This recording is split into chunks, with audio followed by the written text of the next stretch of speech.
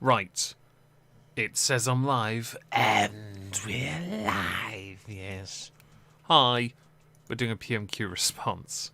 How exciting. Fun fact, though, I haven't seen this yet. I also haven't turned adblock on.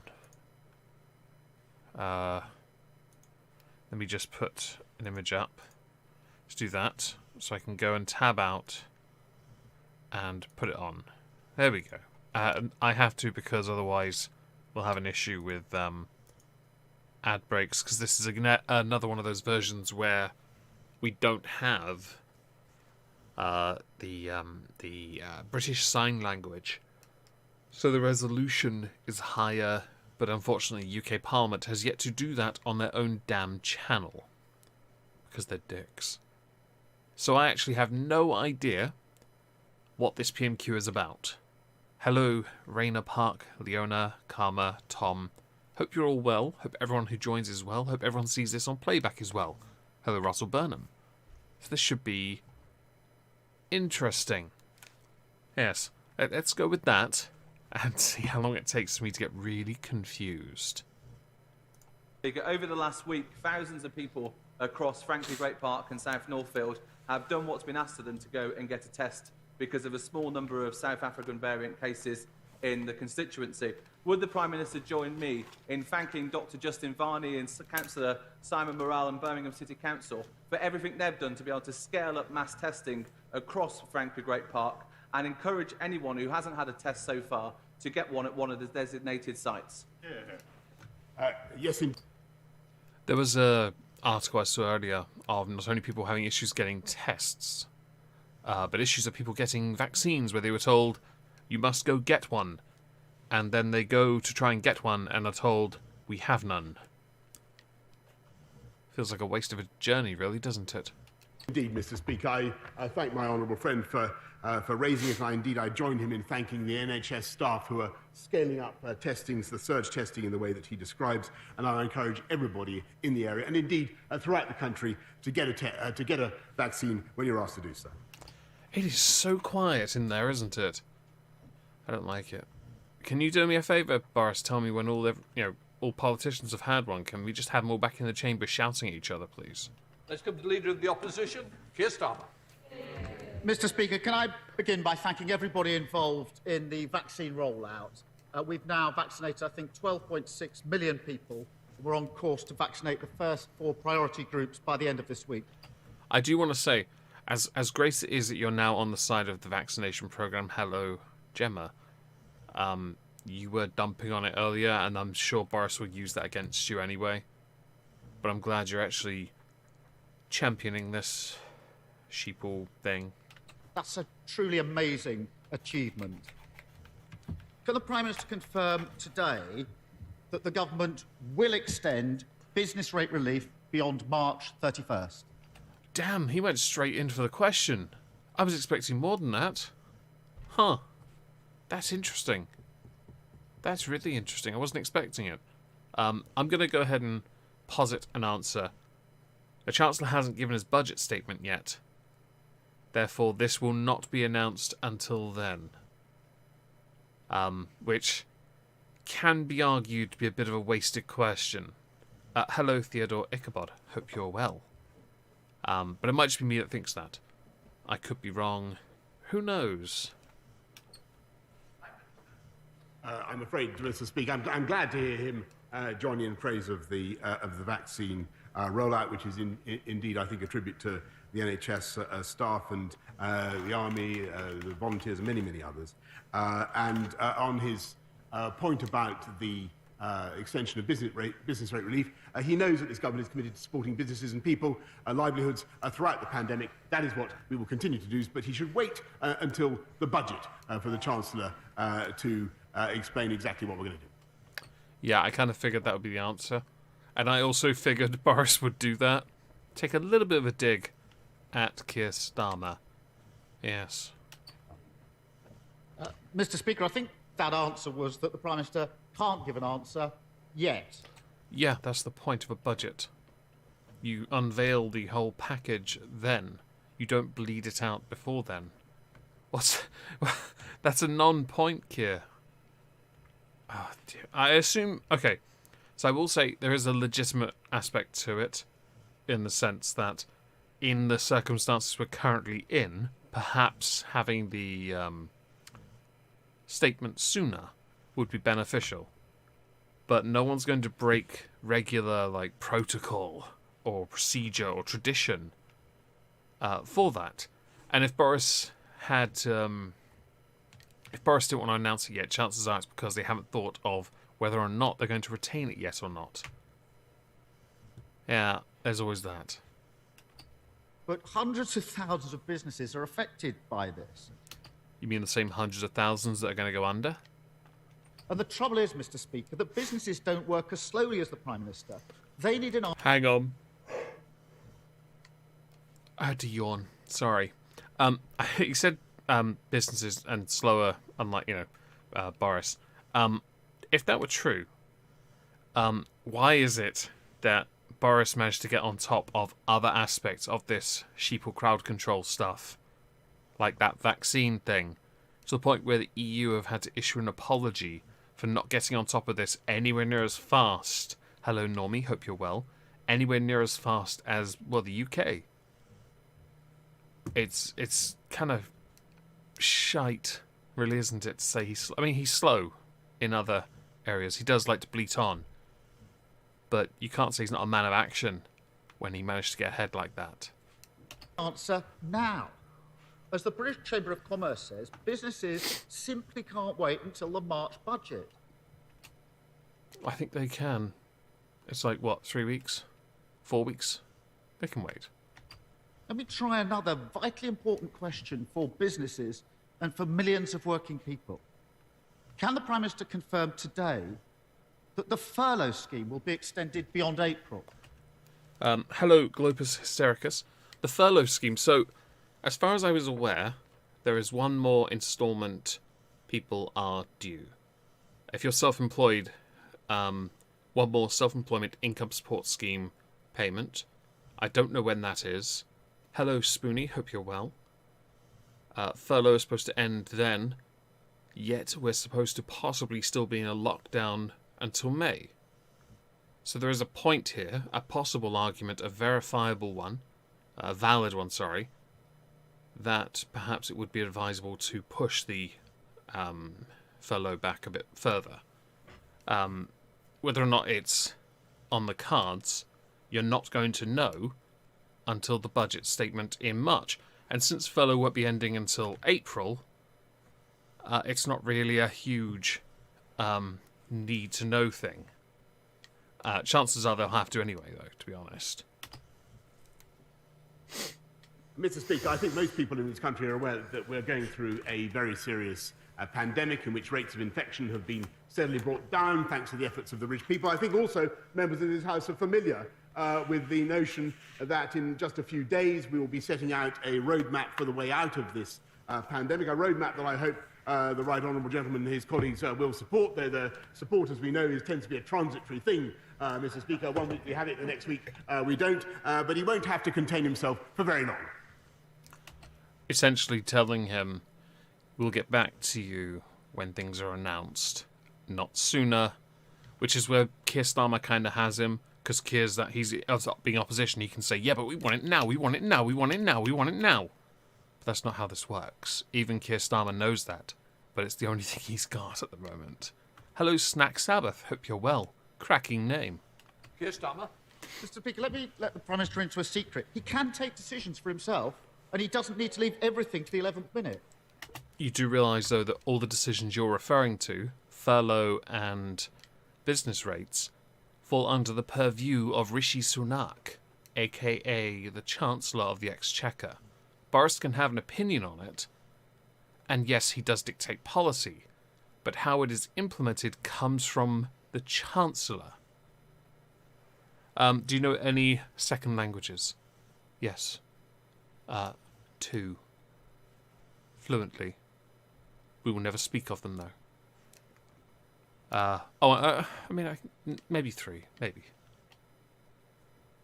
If I were Prime Minister, I'd say to businesses, we'll support you now. We'll protect jobs now. Because the CBI, the Federation of Small Businesses, the Institute of Directors and the British Chamber of Commerce have all said the same thing. They all say, Prime Minister, they can't wait until the budget. The Prime Minister may disagree with me, but he's actually disagreeing with businesses. Why does the Prime Minister think he knows better than British business? Hello to Empty Vessel and Iceman Northland. Not sure why he said the 11th minute. It's a different turn of phrase, I guess. Maybe he's trying to be a little contrarian about it.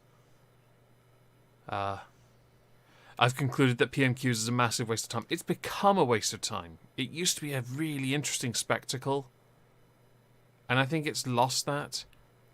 I would attribute some of that to what's going on currently without as many members. Also, Lindsay Hoyle has brought it down, not in the bad sense, but trying to take it back to just getting on with the questions and answers. And he doesn't have that Burko presence. So perhaps it's not what it once was, which is unfortunate. I also didn't hear his question. I am so sorry. I need the question. The budget. The Prime Minister may disagree with me, but he's actually disagreeing with businesses. Why does the Prime Minister think he knows better than British business? Because business is only acting on their own interest. That's the answer. Mr. Speaker, I think that most business people that I've talked to a great many in the last 12 months, would agree that there is no government around the world that has done more to support business, wrapping our arms around business. And actually, I'm delighted to hear this enthusiasm for business from the Labour Party when they stood on a manifesto to destroy capitalism. That was the previous Labour shadow opposition, I should say. While Keir Starmer was in that as Brexit secretary, he doesn't really sit there. He's just anti-monarchy while unironically accepting a knighthood. The last election, and indeed to dismantle the very pharmaceutical industry, Mr. Speaker, that has provided the vaccines on which we now rely. Will he now repudiate that policy, Mr. Speaker? I would say, for the sake of it, Rayner, I really wish he never did. Because if he did, he'd look nothing like how any one of us has ever seen him. No joke, Boris has never been known to look smart. Beyond wearing a suit. He's always had a mop. I love it. Speaker. Keir Starmer. Mr. Speaker, we all know what the Prime Minister once said he wanted to do to business. We on these benches would rather listen to businesses. Yeah, this is why businesses are a bit tricky. They can claim to be about the people, but they're not. They never have. They're really not. They never have been. It's why, Keir Starmer, you can make it look like a virtuous position to hold, but you are holding it incorrectly. So we've no decision on business rates, no decision on furlough. No, you're implying that because you're not getting an answer. Because you're asking questions to something you cannot have an answer to until the budget announcement. The statement itself. Until then, you don't get an answer. So you can't claim that Boris hasn't answered you for something he can't answer. You're just trying to break protocol at this point. Let's try another crucial issue. And Prime Minister, no excuse for delaying this time, because this has to be decided before the March budget, and the Prime Minister doesn't need to check with the Chancellor. So will the Prime Minister now commit to extending the evictions ban on residential properties beyond February the 21st? I fully support that. Just saying, people are in a really difficult position as it is. That one, I'm fully in favour of. So if Boris doesn't say yes, yeah, he's pretty shitty at that point. And yeah, he does look like a scarecrow. Mr. Speaker, yes. I've said repeatedly that what we will do in this government and throughout this pandemic is put our arms around the British people, support them throughout the pandemic, and make sure that people are not unfairly evicted during the pandemic. That is what we will do. What I hope very much, Mr. Speaker, is that we may hear from the Right Honourable... So at least we got a good answer. Hello, Erin Echo. Do your work. Gentleman opposite, that he not only has now had a Damascene conversion to the importance of business, but a Damascene conversion to supporting all the government's policies to support business, rather than sniping from the sidelines. Why doesn't he just get behind us and back the government, back us in our efforts to back business and back the British people? Because he's the opposition. It's his job to be a dick. He's paid a lot to do that. He's got 4 more years of this. Yes, Starmer. Mr. Speaker, I'm not going to take lectures from a man who wrote 2 versions of every column he ever wrote as a journalist, who proposed Donald Trump for a Nobel Peace Prize. You mean for the Middle East stuff? Yeah, he kind of deserved it for that. Don't use Trump as a bad guy just cause. Focus on what he actually accomplished, you fucking idiot. And gave Dominic Cummings a pay rise. Again, using name for effect. Well, what they actually did. I mean, I wasn't a huge fan of Cummings, but damn, the guy got it done. Back to the question. Another area where the Prime Minister repeatedly delayed and now changes policy pretty well every day is securing our borders against variants of COVID. You can't stop a virus from travelling, you know. A travel ban doesn't stop this. You know this. Every week the Prime Minister comes here and says we've got one of the toughest regimes in the world. We know his Home Secretary disagrees with him. We know the Health Secretary disagrees with him. Luckily, Mr. Speaker, Oxford University keep track of how tough border restrictions are in every country. They say that there are at least 33 countries around the world which currently have tougher restrictions than the United Kingdom. 33, Prime Minister, including Canada, Denmark, Japan, Israel. There are many others. In fact, they say we're not even in the top bracket of countries for border restrictions. Yeah. I feel like there's a point here. You've again focused on global, not local, but you're using global to make a local point. 50 days after we first discovered the South African variant. 50 days. How does the Prime Minister explain that? To be honest, this is an interesting question, because he is inferring that those strains, they're coming here with all those people, and that is possible. Obviously, at this point, then, why waste money on the, is it £1,500 per person hotel rooms for people to quarantine? Yeah, there's a point to that. It's an interesting one. Ish. Mr. Speaker, there are some countries in Europe that do not even have a hotel quarantine scheme, such as the one we're putting in on Monday. We have amongst the toughest border regimes anywhere in the world. And people should understand that on a normal day, Mr. Speaker, at this time of year, you could expect about 250,000 people to be arriving in this country. We've got it down to about 20,000, 5,000 of them whom are involved in bringing vital things into this country, such as medicine. Yes, but Boris, 20,000. It's a big number. Therefore, stop them. And food, as we discussed last week, and he agreed that was a good... That does reduce to 15, I guess, at that point.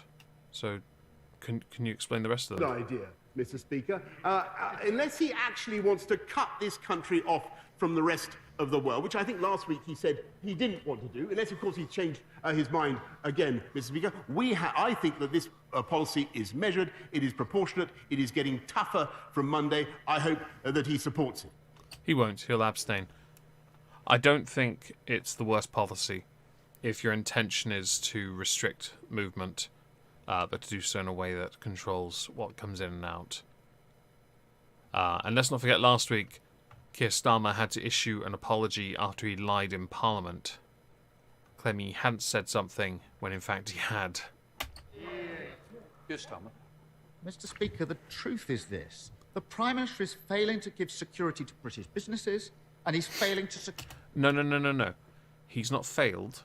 He hasn't provided an answer they want immediately because he wants to wait until he's absolutely sure everything is correct within the policies he has set, and therefore have it released at the correct time, i.e. budget statement. You'd say the same as Boris, by the way, if you, well, without all the bluster, if you were on the other side and you know it. Stop being a dick. Hello, Paradox Guy. Hello, Edrin Knight. Hello, Cyrene, I believe, yes. Hope you're all well. If anyone else has arrived, hello, Lulu Bell. Hope you're all having a good day. secure our borders. The Prime Minister often complains that we never put forward constructive proposals. So here's two for him. Support businesses and protect jobs now by extending furlough, business rate relief and VAT cuts for hospitality. And second... Hang on. VAT cuts for hospitality. You mean the sector of employment where nobody's been working for so long? I feel like I've misunderstood something here. Hello, Jamie Patterson. Patterson? Hello, Jamie. Secure our borders with a comprehensive hotel quarantine on arrival. But that's what they're working on right now, and you know that. It was announced earlier. Are you a bellend? No more delays. Says the guy who is looking for every excuse to say there is a delay when there isn't. What are you doing? Mr. Speaker, we've just announced the quarantine policy, which, as I've said to the House, is amongst the toughest in the world, and tougher than most other European countries, certainly. I'm delighted that he's now supporting business in his latest stunt of bandwagoneering, not a policy for which he was famous before, Mr. Speaker. But he moves from one side of the other in the debate throughout this crisis. And some people, Mr. Speaker, some people have said that this is a good crisis, Mr. Speaker. Some people have said this is a good crisis. The Shadow Attorney General for the Labour Party said this was the gift that keeps on giving. Something Boris is about to mention. Some people have said that this crisis is a gift that keeps on giving, Mr. Speaker. Mr. Speaker, those people sit on the Labour front bench. I think it is disgraceful that they should say those things. I believe this is one of the biggest challenges this country has faced since the Second World War. And thanks to one of the fastest vaccine rollouts anywhere in the world, I believe it is a challenge this country can meet and is meeting. I believe that of that vaccine rollout program, this House and this country should be very proud. Yeah, so Labour is all about hindsight and claiming immediate action. But in reality, at the moment, people who are actually getting stuff done is the government. And they're only backing it. Well, not backing it. They're backing those that do it. That's what Labour's doing. They're backing those that do the vaccines, even though the policy in place was introduced by the Conservatives, something which Labour didn't, for the most part, support. All right, let's go and get him. There he is. Let's go find the paper fiddler. Put your reams away, everyone. It's that time. Where is he, the little hoe bag? This snake, we're about to, the pudgy paper fiddling snake, got rid of Joanna Cherry because Nicola Sturgeon told him to. He is a shill for an absolute moron. Yeah. Send up to Sky and lock in. Although, he does bring up something interesting in the first question. So, it's something he's brought up many times before, though. So we'll see how this goes. With SNP leader Ian Blackford. Thank you, Mr. Speaker. New research from the Joseph Rowntree Foundation and the baby bank charity Little Village has revealed that 1.3 million children under 5 are living in poverty in the United Kingdom. So this is either based on relative poverty or absolute poverty. I can never remember which one it is, but it's the opposite of what the Conservatives support. So whichever one it is that claims it, the other one is what the Conservatives believe, so it's not exactly true. I don't like the idea of anyone living in poverty, by the way. Having grown up in it, it's not ideal, okay? And I'm sure many of you in the chat will get this. You were raised on food that came from the wars, like tins of corned beef. Oh, dear God. And all their freaking E-numbers. This is a truly shocking figure that should make this Tory... I'll be honest, 1.3 million isn't shocking. One is. One is shocking. The rest at that point is, just hard to swallow, really. It's already shocking at that point. So you're just trying to sensationalize with a number.